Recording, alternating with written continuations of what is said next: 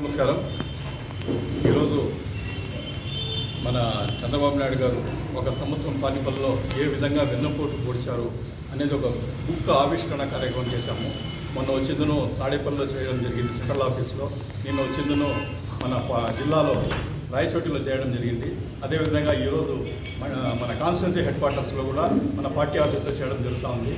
ఇదే విధంగా రేపు వచ్చిందను మండల్ హెడ్ క్వార్టర్స్లో కూడా చేయడం జరుగుతుంది. ఈ బుక్లో ఎంత క్లియర్గా ఏ విధంగా ఆయన వెన్నుపోటు 5 కోట్ల మందికి కూడా పొడిచారు అనేది క్లియర్ కట్గా విత్ ఫిగర్స్ విత్ ఇది అంతా చేశారు. ఈ బుక్స్ కూడా అవైలబుల్ ఉన్నాయి.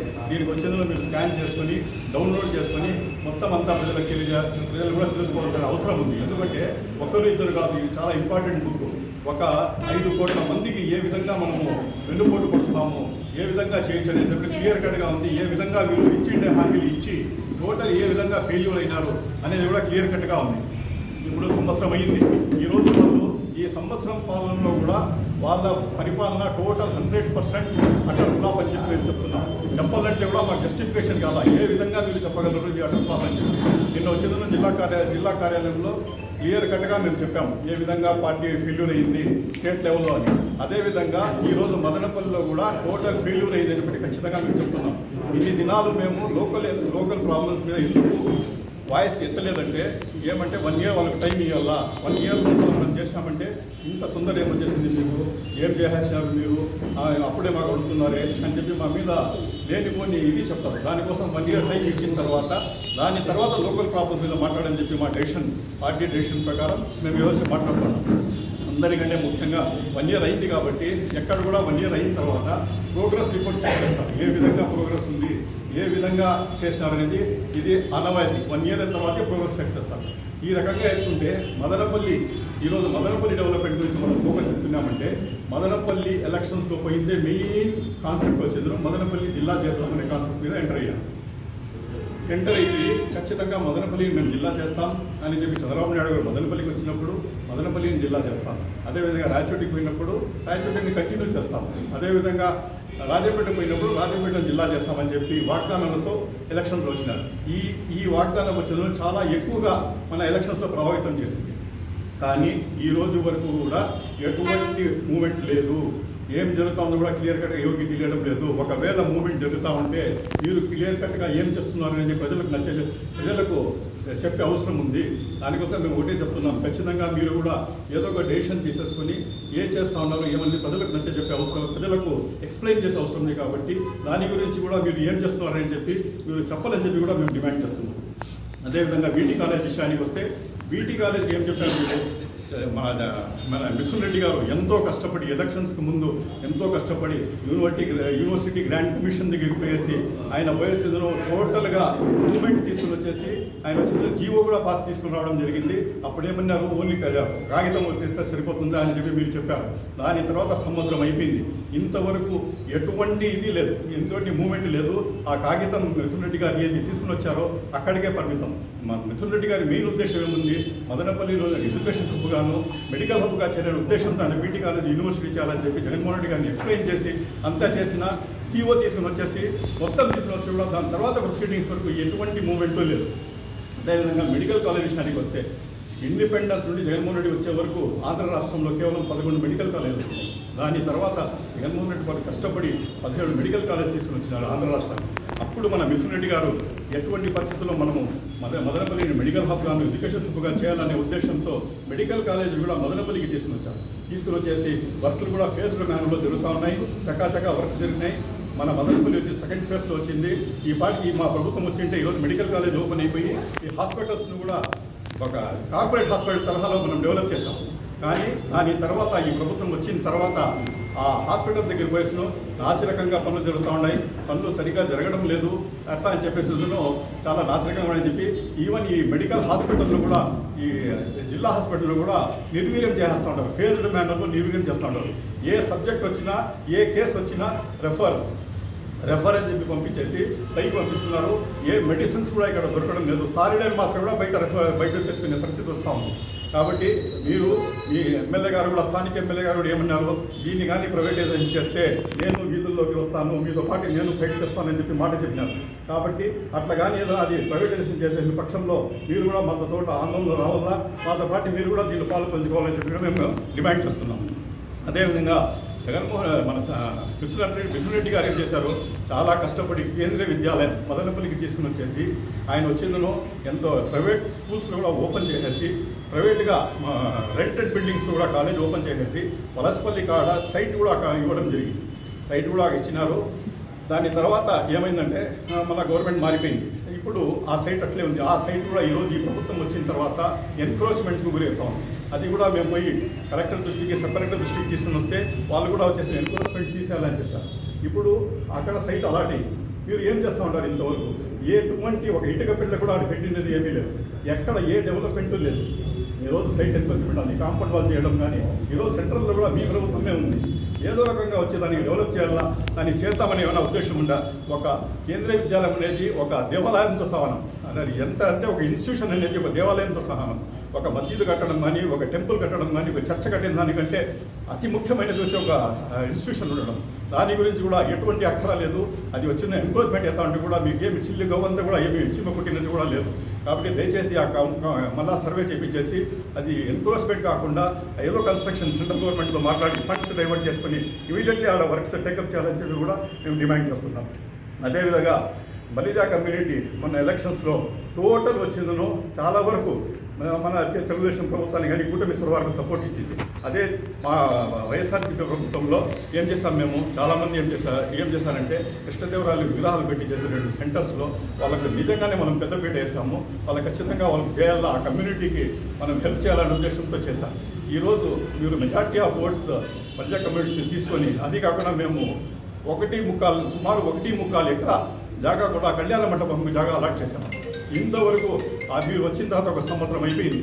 ఈ రోజు వరకు మెజార్టీ ఆఫ్ బలిజా చుట్టుపక్కల నిలబడినారు, మీరు సపోర్ట్ చేశారు. వాళ్ళ కోసం మీరు ఇంతవరకు చేసినది ఏమీ లేదు. దానికి ఏదో ఒక మేము డిమాండ్ చేయడం అంటే వైఎస్ఆర్ కాంగ్రెస్ పార్టీ తరఫున ఇమీడియట్లీ దానికి ఒక ఫంక్షన్ హాల్లో ఏదో శాంక్షన్ చేసి ఆ కమ్యూనిటీని ఆదుకోవాలని చెప్పి కూడా మేము కోరుకుంటాము. అదేవిధంగా మదనపల్లి ట్రాఫిక్ సమస్య ఎట్లుందంటే ప్రజలకు అందరికీ తెలుసు. ఇక్కడ వచ్చిన వాళ్ళు బాధపడుతూ ఉన్నారు. మదనపల్లి, పుంగనూరు కానీ, రాయచోటి కానీ చుట్టుపక్కల ఉండే విలేజెస్ టౌన్సే, ఆ టౌన్స్ ఏ విధంగా డెవలప్ అయినాయి, వివిధ ఎంక్రోచ్మెంట్ తీసేసి అన్ని రకాలుగా టౌన్స్ డెవలప్ అయినాయి. కానీ మదనపల్లి పరిస్థితులు వచ్చే ఆ దుస్థితులు దాని ఎక్కడి నుండి మెయిన్ రోడ్లో పోవాలంటే భయం అవుతాం. ఆ రకంగా ట్రాఫిక్ సమస్య ఉంది. మీరు ఎమ్మెల్యే గారు ఏ విధంగా చంద్రబాబు నాయుడు గారు సూపర్ 6 అన్నారు ఎలక్షన్స్ వచ్చేదానికి, మన లోకల్ ఎమ్మెల్యే గారు కూడా సూపర్ 11 అని చెప్పి ఎక్స్ప్లెయిన్ చేసి ఎలక్షన్లో దిగినాడు మేనిఫెస్టో మాని రెడీ చేసి. కానీ ఇంతవరకు ట్రాఫిక్ సమస్య మీద ఎటువంటి స్పందన లేదు. అదేవిధంగా సిటిఎం రోడ్ దీనికి వస్తే ఇప్పుడు ఏదైనా మనం ఈ గుడ్డలు తీసేసి వేరే గుడ్డ వేసుకోవాలని తీసేటప్పుడు ముందు వేరే గుడ్డలు రెడీగా పెట్టుకొని ఈ గుడ్డలు తీసేయాలి. అట్లా లేకుండా ఒక శాంక్షన్ లేదు, పాడు లేదు. అక్కడ ఉండే చెట్లన్నీ కొట్టేసి దానికి దుస్తులు తీసుకొని చేసి ఇంతవరకు దానికి ఏమీ లేదు, దానికి ప్రస్తావనే లేదు.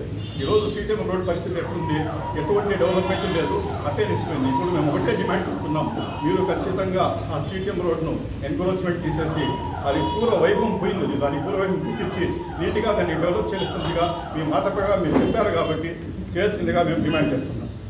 అదేగా ఆవుల ఇంకా సూపర్ 11లో మన ప్రియతమ ఎమ్మెల్యే గారు ఏం చెప్పారు, ఖచ్చితంగా మేము వచ్చిందను ఇది చేస్తాము, బావుతాలి వరకు ఫ్లైఓవర్స్ కట్టిస్తాము అని కూడా వాగ్దానం చేశాము.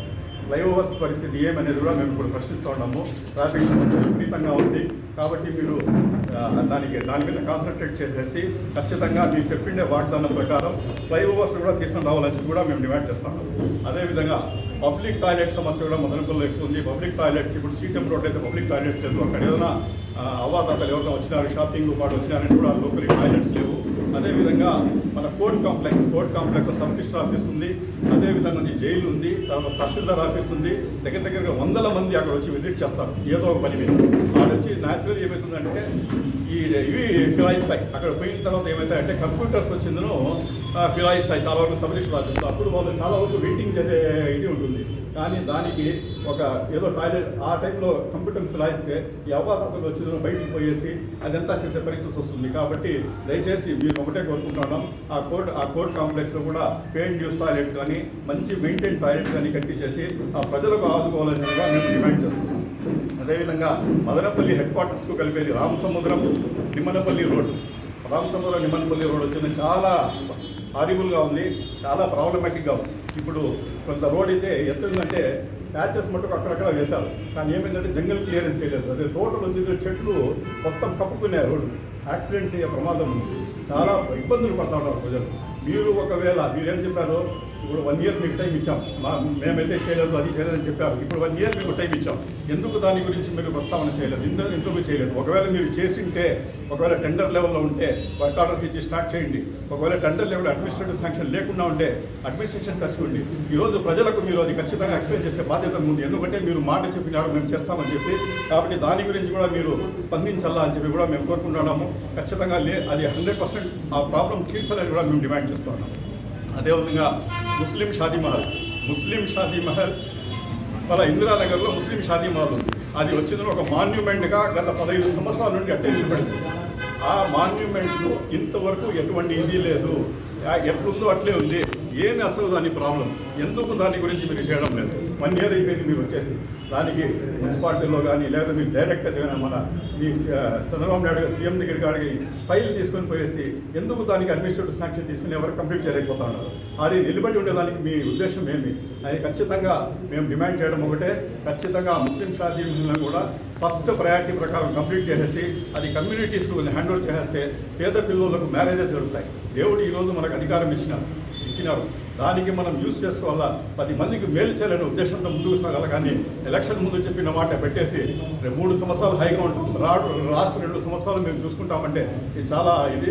కాబట్టి ఖచ్చితంగా ఇప్పటి నుండి మీరు స్పందిస్తే, ఇప్పటి నుండి మీరు కష్టపడితే తప్ప మీరు ఇచ్చిండే హామీలు పూర్తి కావు. కాబట్టి మేము ఇక్కడ మేలుకొలుపు మాత్రం మీకు చెప్తున్నాం, మేము డిమాండ్ చేస్తున్నాం. ఖచ్చితంగా దీని గురించి మీరు స్పందించి చేయాల్సిందిగా కోరుతున్నాం. అదేవిధంగా చేనేత కార్మికులు మదనపల్లిలో దగ్గర 20 వేల వరకు చేనేత కార్మికులు. ఇంతకుముందు జగన్మోహన్ రెడ్డి గారు నేతలను నేస్తామని చెప్పేసి వాళ్ళకి 24,000 సంవత్సరానికి ఇస్తామంటే వాళ్ళకి ఏదో ఆర్థిక ఇబ్బందులు కూడా మీరు. ఈరోజు బిజినెసెస్ కూడా చాలా వరకు తగ్గినాయి, బిజినెస్ వచ్చి డ్రాప్ అయింది, వాళ్ళకి బిజినెసెస్ జరగడం లేదు. ఈరోజు వాళ్ళ గురించి ఏదైనా మీరు చేసేసి ఈరోజు ఇంతమంది మదనపల్లి ప్లస్ ధర్మవరం ఈ చుట్టుపక్కల ఎక్కువ మంది వీళ్ళు ఉండేది.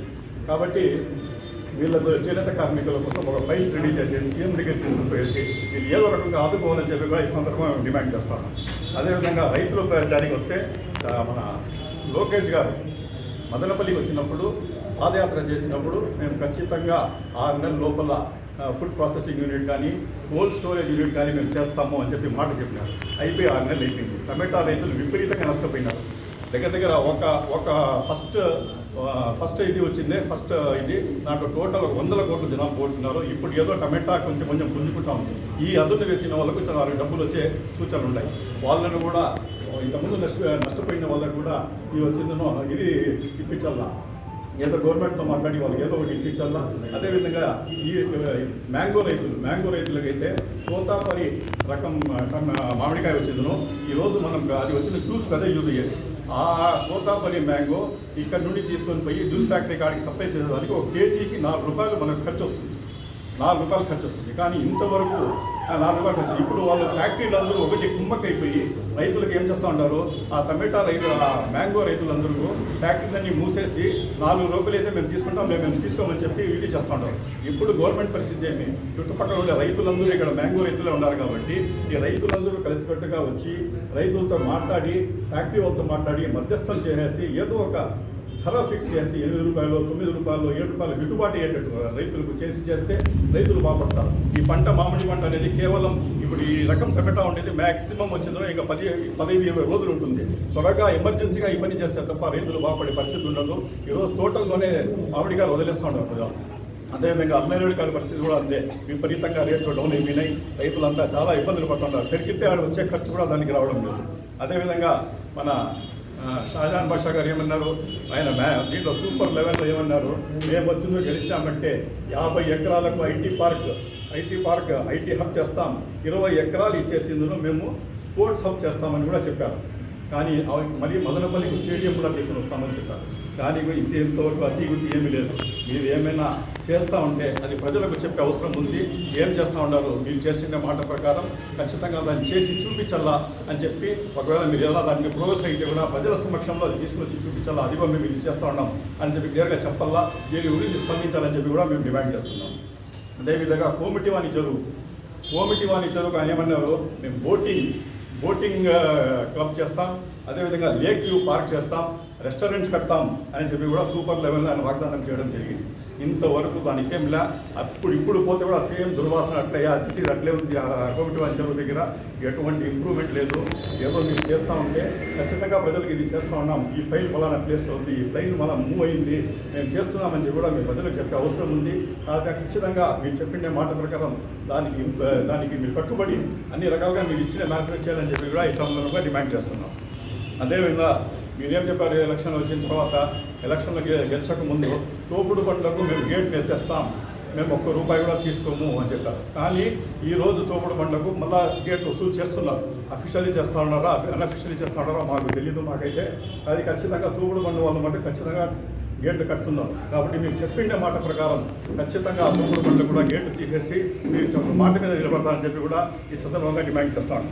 ఈ రకంగా అన్ని రకాలుగా మీరు టోటలీ చాలా వరకు ఇంకా ఉన్నాయి చాలా, కానీ ఈ రకంగా మీరు చెప్పిన మాట ప్రకారమే మేము మాట్లాడుతున్నాం.